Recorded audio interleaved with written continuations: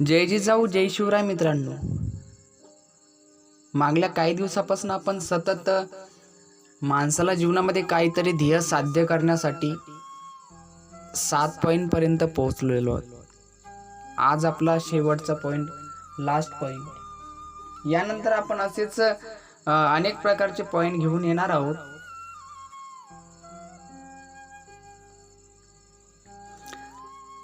Like, comment, subscribe नक्की करा मित्रांनो. कमेंट करत जा. तुम्हाला काहीतरी नवीन शिकण्यासाठी भेटत असेल तर कमेंट करा ना यार. इकडचा तिकडचे व्हिडिओ बघितल्यापेक्षा, मनोरंजनाचे व्हिडिओ बघितल्यापेक्षा बघा, काही अडचण नाही. पण काहीतरी चांगलं करण्याचा प्रयत्न कुणी करत असेल तर त्याला सपोर्ट करा यार. आणि मेन महत्वाचं म्हणजे तेच आपल्याला देत नाही कोणी. प्रत्येकाला सपोर्टची गरज असते. सो चला, आपण आपला आज शेवटचा आणि लास्ट पॉइंट आपण आज घेऊन येणार आहोत. आणि त्याचं नाव आहे प्रसंग पाहून माघार घ्यायला शिका. छत्रपती शिवाजी महाराज कित्येक वेळी परिस्थिती पाहून माघार घेत होते. आणि यामुळे व्हायचं असं की होणारे जे नुकसान आहे ते टळत होते. आणि टळल्यामुळे, काही दिवस गेल्यामुळे ते परत व्यवस्थित तयारी करून संधी मिळेपर्यंत वाट बघत होते. आणि छत्रपती शिवाजी महाराजांच्या मनात असं कधीच आलं नाही की आपण माघार घेतली म्हणजे आपला अपमान होईल, आपली इन्सल्ट होईल, जनता आपल्याला कमी समजेल. कधीच नाही. कुठलाच असं महाराजांच्या मनात आलं नाही की जेणेकरून स्वतः महाराजांना कमी समजतील किंवा स्वराज्यामधले माणसं कमी समजतील. कुठलाच मान अपमान कुठलाच नाही. आणि हा पॉइंट सर्वांना लागू होतो, पण लागू त्यांना होतो ज्यांच्यामध्ये सहनशक्ती आहे.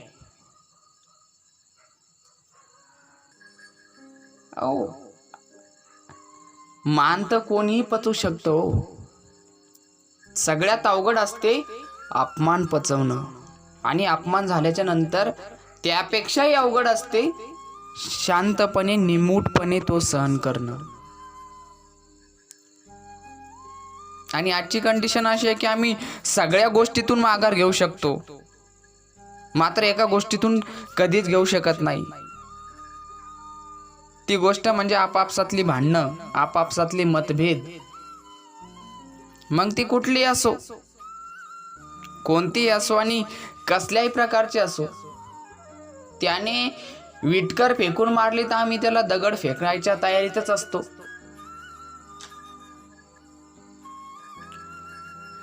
शक्यतो आज गल्लीमध्ये कमी आणि परिवारामध्ये भांडणं जास्त होतात. परिवारामध्ये असणारे व्यक्ती, एकमेकांविषयी मनामध्ये असणारे भेदभाव, एकमेकांविषयी असणारे विचार गढूळ होऊन गेलेत आजच्या कंडिशनमध्ये. पण कशामुळे होतं असं? कारण काय याचं?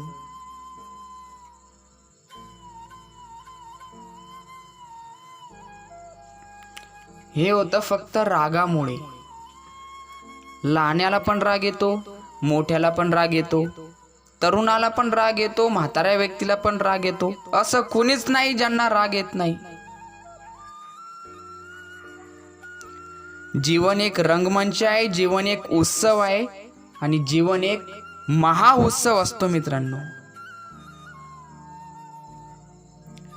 तुम्हाला निवेदन करतो, विनंती करतो कळकळीची, या जीवनाच्या रंगभूमीला रणभूमी करू नका मित्रांनो.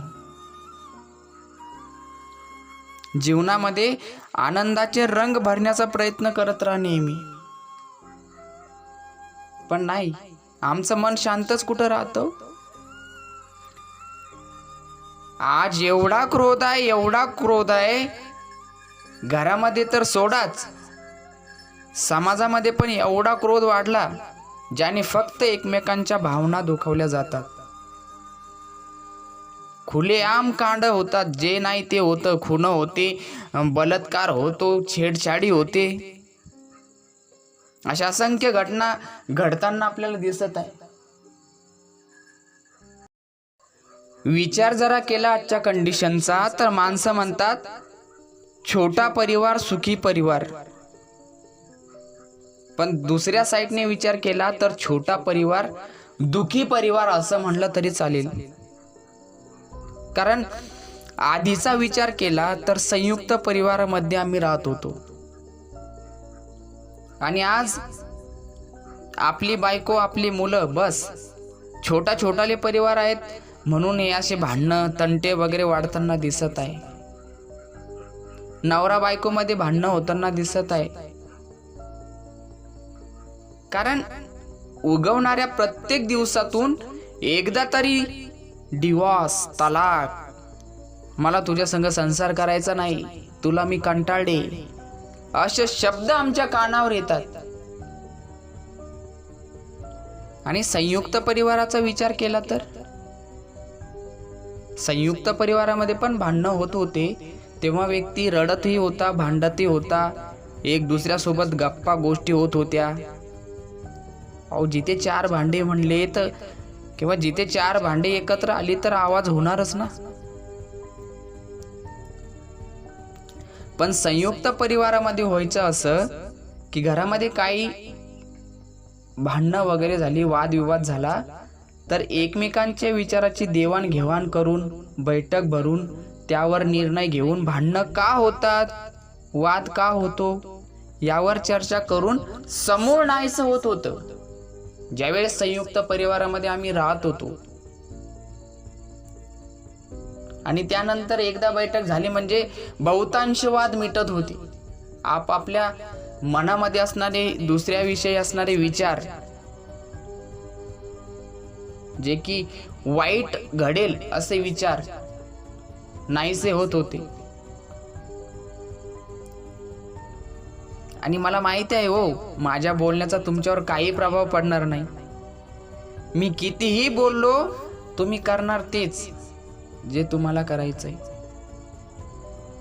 परंतु मला हेही म्हणायचंय महाराज, या हजारोच्या मैफिलीमध्ये कदाचित एक दोन परिवारामध्ये किंवा एक दोन माणसामध्ये सुद्धा चेंज झालं ना तरी यार मी समजून जाईन की माझं बोलणं सार्थक झालं, माझं सांगणं सार्थक झालं. एक दोन व्यक्ती जरा सुधारले तर खूप झालं माझ्यासाठी. कारण क्लासरूम मध्ये बसलेला प्रत्येक मुलगा 100 पैकी 100 मार्क्स घेऊ शकत नाही. आय थिंक 2-4च मुलं असे असतात ज्यांना 100 पैकी 100 मिळतात. मग तो शिक्षक समजून जातो माझं बोलणं, माझं शिकवणं अगदी सार्थक झालं. माझ्या बोलण्यात काही मजा नाही हो, हेही मला माहित आहे. पण सपोज एक दोन का होईना यार शब्द असे निघून जातात ना ज्याने मला काय बोलायचंय हे समजणाऱ्याला समजून जातं. जसं एखाद्याने 10-15 हजाराचा अँड्रॉइड मोबाईल घेतला, कॅमेरा ओपन करून त्यामध्ये एक फोटो किंवा एक सेल्फी जरा काढला तर तो डायरेक्ट म्हणतो की पैसाच फिटला बा माझ्या मोबाईलचा. तसंच माझ्या बोलण्यातून एखादं जरी वाक्य कामाचं निघलं तर नक्कीच ते घ्या. बाकी जे बोलतो ते व्यर्थ समजले तरी काही हरकत नाही. असो, आपण आपल्या टॉपिककडे वळूया. आता परिवार छोटे झाले आणि भांडणं वाढली, क्रोध वाढला, एकमेकांमधले गैरसमज वाढले. पहिला समजा एखाद्या घरामध्ये 15 व्यक्ती राहत असेल तर त्यापैकी एकाला जरा राग आला तर दुसरा तो शांत करत होता. आई रागवली तर बाप सांभाळून घेत होता, काकू रागवली तर काका सांभाळून घेत होता, भाऊ रागवला तर वहिनी जवळ घेऊन सांभाळून घेत होती. पण जेव्हापासून वेगळं निघण्याची प्रथा सुरू झाली, सगळ्या भावनांचा, सगळा आदर, सगळा मान या गोष्टीचा बट्ट्या बोळ होऊन गेला. आणि हे सगळं झालं फक्त एका आणि एकाच गोष्टीमुळं. परिवार बर्बाद होण्यासाठी, वेगवेगळं निघण्यासाठी. यामध्ये एकमेव फक्त भाग आहे तो दारूचा. आता असं नका समजू की जे दारू पित नाही तेही वेगळे आहे, तो भाग वेगळा झाला. पण बहुतांश वेगळ्या निघण्यामागे सहभाग असतो दारूचा. दारू पितो एक जण, पण दुर्दशा सगळ्या परिवाराची होती. एक छोटीशी स्टोरी सांगतो, त्यामधनं तुम्हाला कामाचं काय जरी भेटलं तर नक्की कमेंट करा. आणि सपोज ही जी स्टोरी आहे मी हिंदीमध्ये वाचलेली आहे, त्यामुळं मराठीमध्ये अनुवाद करणे थोडासा अवघड जाईल तिचा, कारण मराठी खूप अवघड आहे. क्षमस्व, मी तुम्हाला सांगतो. एक बार एक संत प्रवचन करने के लिए जेल में जाते. प्रवचन होने के बाद वह कैदियों से मिलते और उन्हें एक व्यक्ति दिखाई देता है. एक कैदी एक पेड़ के नीचे बैठा होता है और आंसू, खून के आंसू से रोता है. वह संत ने उसे देखा, वहां जाकर उसके सिर के ऊपर हाथ रखा. संत ने पूछा, भाई क्यों रोते हो? वह कैदी संत से बोल उठता है, महाराज मैं इसलिए रो रहा हूं कि 8 दिन बाद मेरी सजा पूरी होने वाली है. 20 साल की सजा काटकर कल मैं जेल से रिहा होने वाला हूं. कल मैं 20 साल के बाद बाहरी दुनियादारी वाले लोगों में से गुजरने वाला हूं. उन्हीं लोगों में मुझे कल से रहना है, इसीलिए मेरे आंख से आंसू आ रहे. संत ने कहा, पागल, बाहर निकलने से तुम्हें तो खुश होना चाहिए. पिंजरे से बाहर आकर पक्षी आनंद से पर हिलाता है, ऊंची ऊंची उड़ान भरता है, वैसे तुझे तो खुश होना चाहिए. वह कैदी बोला, महाराज कुछ भी करो, जेलर साहब से बोलकर मेरी सजा माफ मत करवाओ, मेरी सजा बढ़ा दो. जितने दिन मैं जीवित रहूंगा उतने दिन मैं इस जेल में मेरी जिंदगी काटना चाहता हूं, मेरी जिंदगी गुजारना चाहता हूं. संत ने विचार किया, अजीब आदमी है, क्योंकि जेलर साहब संत के साथ ही चल रहे थे.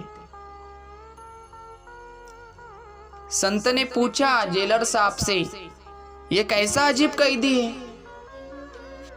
ये कहता है मुझे बाहर नहीं जाना है, मैं बाहर नहीं जाना चाहता, मेरी पूरी जिंदगी इसी जेल में काटना चाहता हूं, इसी जेल में गुजारना चाहता हूं. संत ने पूछा, वजह क्या है? तभी जेलर ने कहा, महाराज वह आदमी टूटा हुआ है, यह बाहर की दुनिया में प्रवेश नहीं करना चाहता है.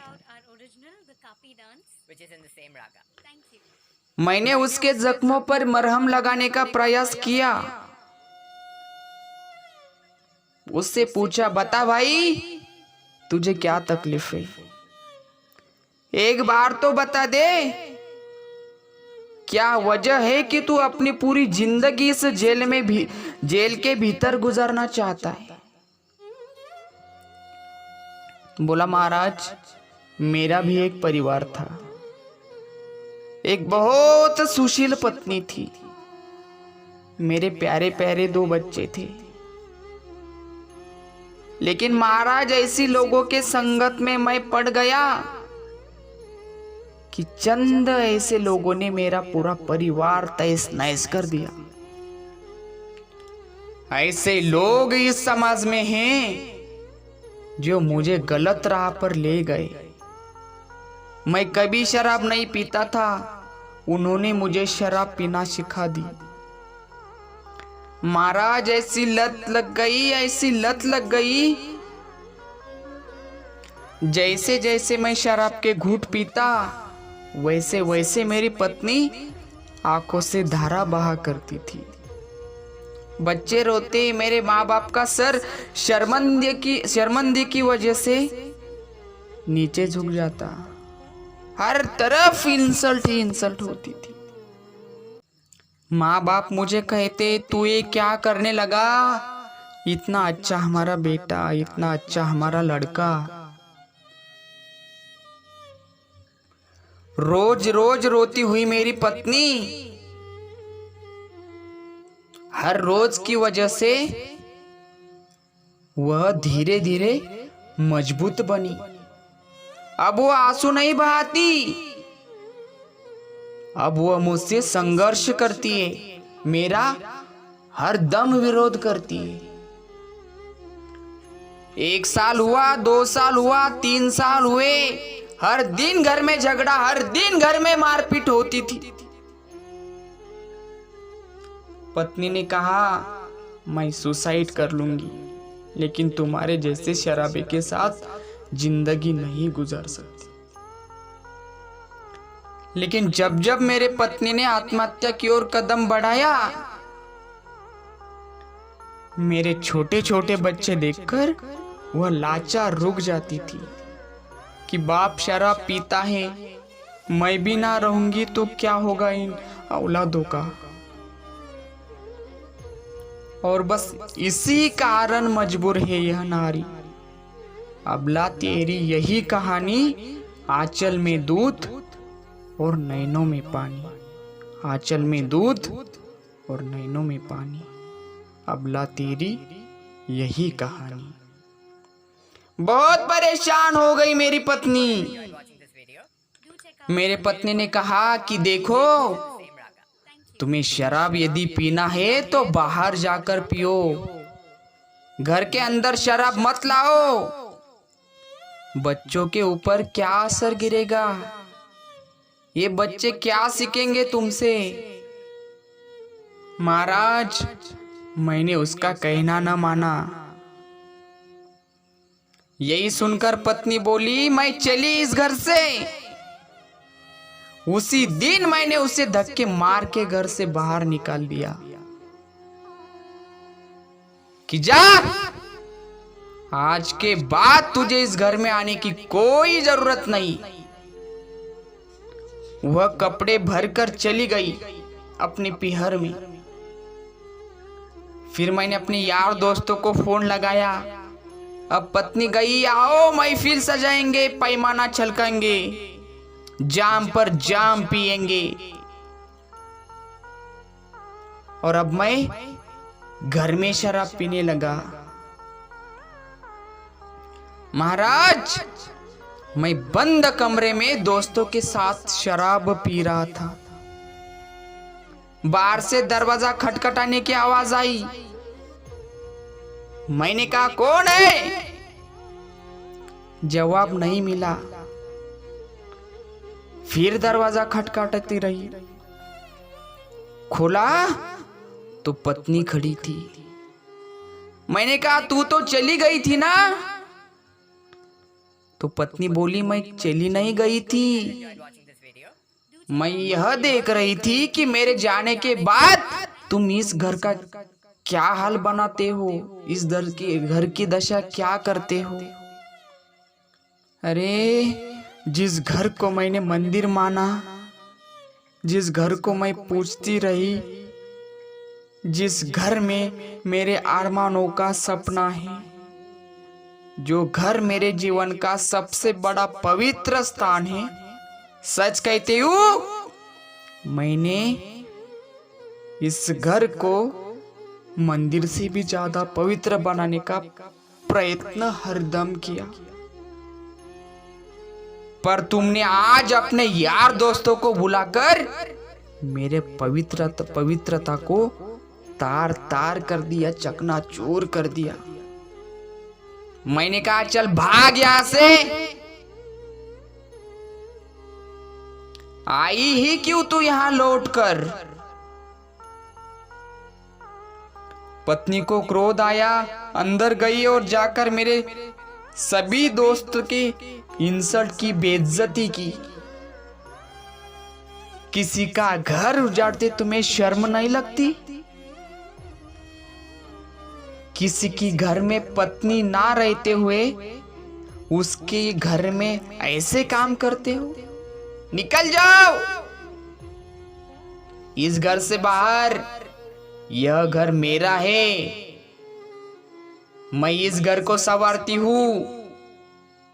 इस वक्त इस घर से निकल जाओ। मेरे दोस्तों का अपमान क्या हुआ? मेरा आपा छूट गया। तो मैंने बाजू में पड़ा हुआ लोहे का रॉड उठाया और पत्नी के सिर पर दे मारा। पत्नी चीख चीख कर बेहोश, खून की धार लग गई और मेरे सामने देखते देखते पत्नी ने दम तोड़ दिया। एक शराब ने मेरा जीवन बर्बाद कर दिया।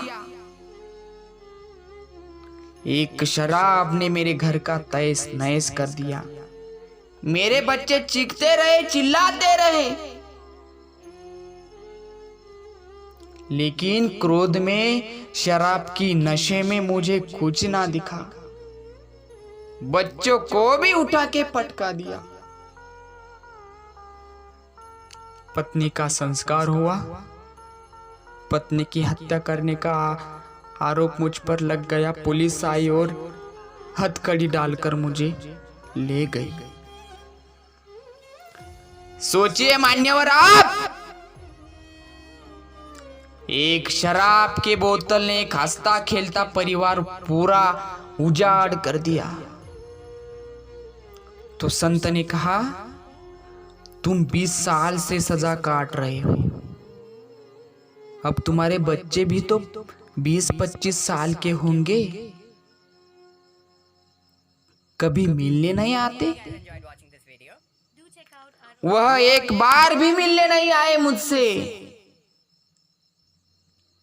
मैंने उन बच्चों को एक संदेश भेजा, मेरे बच्चों मुझे माफ कर दो, मेरी सजा पूरी हो गई, अब मैं अपना जीवन सुधार कर तुम्हारे पास आ रहा हूं। दुख तो इस बात का है महाराज, जिस हाथ से संदेश भेजा उसी के हाथ बच्चों ने कहलवाया।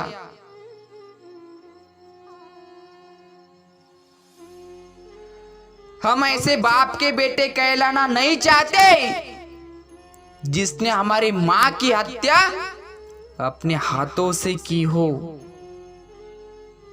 जा हमारे बाप से कह देना, हम बिना बाप के औलाद रहेंगे, हम बिना बाप की औलाद रहेंगे, लेकिन तुम जैसे बाप को कभी हमारे घर में आने नहीं देंगे। अरे हम खुद की दम पर अच्छे बने तो एक हत्यारे बाप की औलाद कहना पसंद नहीं करेंगे। और कह देना, हम तुम्हें देखना भी पसंद नहीं करते, आपको कोई जरूरत नहीं है हमारे घर पैर रखने की। याद रखना, ऐसा कुल खाती बाप हमारे कोई काम का नहीं, और ऐसे बाप का हम करेंगे क्या। और जब बाप की जरूरत थी तब बाप जेल चला गया। जब 20-25 साल के हो गए तभी बाप को मुझे भी औलाद है यह याद आया। ऐसे हत्यारे बाप से, ऐसे निकम्मे बाप से हमें कोई मतलब नहीं। ध्यान रखना, बता देना उसे। और यही बात सुनकर वह बाप इतना टूट गया जितना 20 साल में नहीं टूटा था। जो भी सजा मिली थी वह हत्या के कारण मिली थी, लेकिन अब जो सजा मिलने वाली है वो अपने खुद के बच्चों के बोलने के कारण मिल रही है। जब तक जीवित है तब तक वह खुद को कोसता रहेगा कि क्यों मैंने शराब पी, क्यों मैंने मेरा पूरा परिवार की वाट लगा दी, पूरा परिवार बर्बाद कर दिया। यदि आप भी शराब पीते हो ना, यदि नशा करते हैं, तो याद रखना यह घटना आपके घर कभी भी घट सकती है। दोस्त मेरे, याद रखना एक नशा जीवन को किस तरह बर्बाद करती है। जीवन को तबाह कर देती है शराब। शराब शब्द में 3 अक्षर होते। श का अर्थ होता है सड़ाया करती है, रा का अर्थ होता है राख करती है, और ब का अर्थ होता है बर्बाद कर देती है। याद रखना, कुछ नशे ऐसे होते हैं जो पूरी जिंदगी को बर्बाद कर देते हैं, और कुछ नशे ऐसे होते हैं खुद के जिंदगी के साथ साथ पूरे परिवार को बर्बाद कर देते हैं मेरे दोस्त। और याद रखना, जिसको जो सीख लेनी वो लीजिए, मेरा कोई नुकसान नहीं होगा। जीवन आपका है, गुजारना आपको है, पर गुजारना यदि अच्छा है तो गुजारा भी अच्छा करना होगा ना मेरे दोस्त।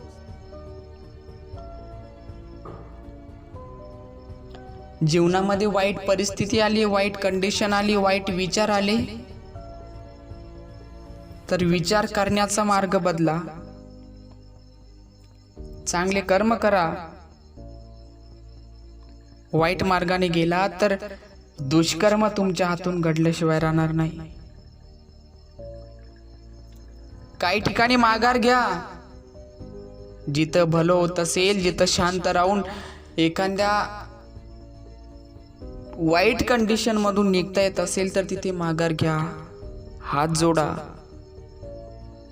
एखाद्या ठिकाणी बोलल्याशिवाय पर्यायच नाही, असं तुम्हाला वाटतं की नाही आता हा मला वाईट बोलतोय तर मी याला वाईट बोललंच पाहिजे, त्या ठिकाणी शांत राहा, कारण तुमचं शांत राहणंच खूप काही बोलून जात असतं मित्रांनो।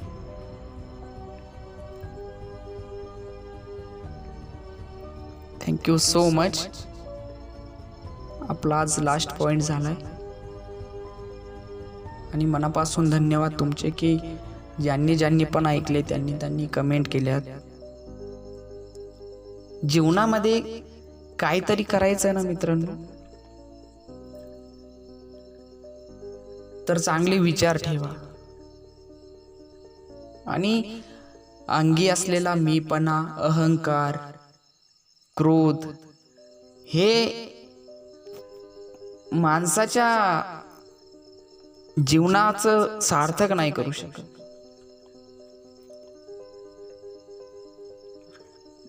जीवनाची खरी व्याख्या, जीवन कसं जगावं, जीवनामध्ये कसं बोलावं, कसं राहावं, कसं जगावं हे शिकवत असतो फक्त आमचा धर्म।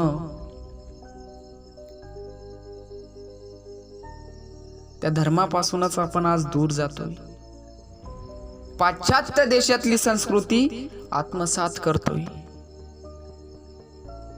का? अहो मुळात आपला धर्म एवढा महान आहे ना, एवढा महान, ज्याची गिनती 3 लोकांमध्ये सुद्धा होऊ शकत नाही। त्यामुळे जीवन सुधारायचं असेल, जीवन चांगल्या मार्गाने जायचं असेल चांगले संस्कार आमच्यावर पडायचे असतील, चांगले संस्कार आमच्या मुलांना द्यायचे असेल तर परमार्थाशिवाय जीवनाला महत्व नाही. परमार्थाचा अर्थच होतो जीवनातील परम कार्याचा अर्थ म्हणजे परमार्थ. आणि हा परमार्थच तुम्हाला संस्कृत बनवतो, संस्कारक्षम बनवतो आणि जगण्याची दिशा, जगण्याची कला फक्त या परमार्थामधूनच तुम्ही घेऊ शकता. ही पाश्चात्य संस्कृती बिघडवत आहे आपल्या संस्कृतीला, हे मान्य नाही. सपोज विचार करा, आधी माणसं धोतर काष्टा वगैरे घालत होते, नंतर मग पायजामा वगैरे आला, नंतर शिवलेले कपडे वगैरे आले. म्हणजे जसं जसं डेव्हलप होत गेलं तसं तसं कपडे बारीक होत गेले. मग मला म्हणायचं हेच की अश्मयुगातील माणूस नागडा फिरत होता आणि आता पण हळूहळू आपण त्याच मार्गाने जात आहोत. म्हणजे सांगायचं झालं हे की जिथून स्टार्ट झालं होतं तिथेच आपण आज जात आहोत. त्यामुळे सोडून द्या पाश्चात्य संस्कृतीचे जेवढे पण आहेत ना ते सोडून द्या. तुम्ही तुमची स्वतःची संस्कृती बाळगा, तीच तुम्हाला मान बनवेल. असो, धन्यवाद सगळ्यांचे. जय राजमाता जिजाऊ, जय छत्रपती शिवराय.